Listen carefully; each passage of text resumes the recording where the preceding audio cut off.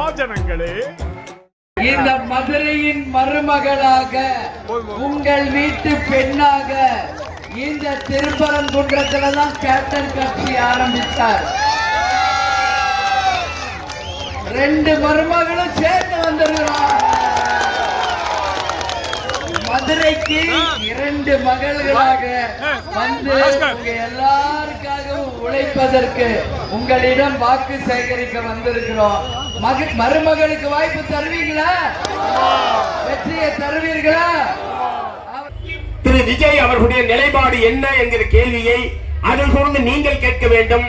அவரை பின்பற்றுகிற இளைஞர்களை பார்த்து நீங்கள் கேட்க வேண்டும். எந்த நோக்கம் இல்லாமல் அவர் முதலமைச்சராக வந்தா எல்லா பிரச்சனையும் தீர்ந்துடும். அவரு நடிச்ச ஏதோ ஒரு படத்துல எல்லாரும் நல்லா இருக்கும், எல்லாரும் நல்லா இருக்கும்னு ஒரு வசனம் வரும் அப்படின்னு அவருடைய தொண்டர்கள் பூரா பேட்டி கொடுக்குறான்.